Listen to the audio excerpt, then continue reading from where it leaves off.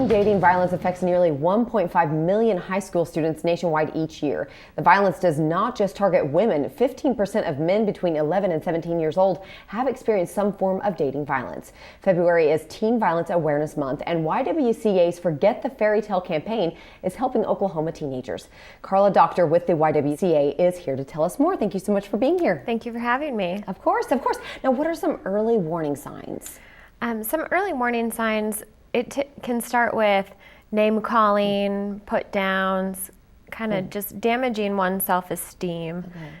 Is typically how these relationships start. And, you know, that's thought to be a normal part of a relationship, is kind of that teasing, name calling, harassing vocabulary. But that can be a first step. Yes. Interesting. Okay, so what are some common signs of teen dating violence friends and family can look for?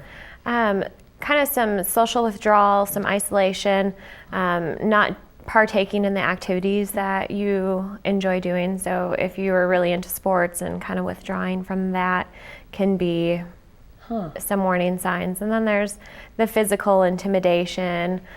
Textual harassment has become a big thing, where constantly texting, explaining where you are, who you're with, what you're doing, those sorts of things can all be huge warning signs. Yeah, having to explain a lot. Right. Because the other person, I guess, might be controlling. Controlling, that extreme jealousy, not being allowed to talk to certain people. Interesting, man.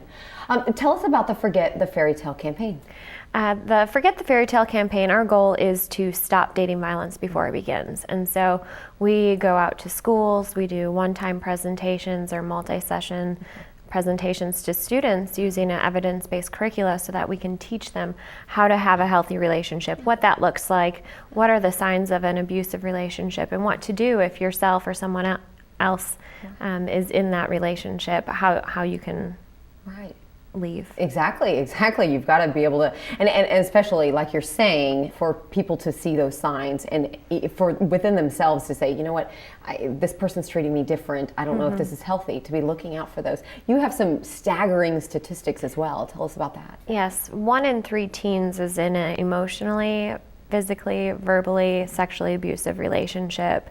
And only 33% of teens in a violent relationship ever reach out and tell someone about that abuse. Oh my goodness. So it's something that you don't want to share with other people. Right. Okay, so how can friends or family help their loved ones if they're in an abusive relationship? What they can do is, most importantly, believe and support that individual. Don't blame them for being in that relationship. Don't put them through further trauma or harm. As well as call the Oklahoma State Safe Line, call the YWCA. We have 24-hour hotlines with specially trained advocates to safety plan, figure out what your needs are. We have free counseling, support group services, just whatever their needs are, we can help them at the Y. And now we may have some people, watching this saying, it's not physical, he's just emotionally abusive, or she's just emotionally abusive. Would you say still call? Absolutely. That phrase, sticks and stones may break my bones, but words will never hurt me. That's not true. It can be very damaging to one's sense of self. And when your sense of self and your safety in the world is lost, then you don't really have a whole lot to move forward to. Wow. Oh my goodness. Obviously there is hope out there. This is what's refreshing about this very serious video, but obviously there's hope, and the YWCA is there to help.